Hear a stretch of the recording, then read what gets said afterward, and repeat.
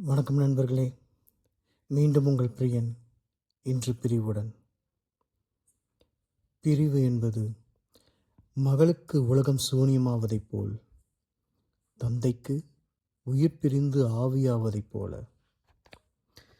பிறந்த 2 வாரத்திற்கு முகம் பாராமலும், பெயரிட்டு 2 மாதத்திற்கு குரல் கேளாமலும், பள்ளியிலிட்டு விட்டு முத்தமில்லாமலும், கல்லூரியிலிட்டு கட்டுப்பட்டு சத்தம் கேளாமலும், பிரிவில் நெஞ்சம் சுட்டு ஆற்றாமையில் கண்ணீர் விட்டு, சமூகத்தின் நம் குறுக்கிட்டு வாழ்வின் திண்ணையில் படுக்கையிட்டது.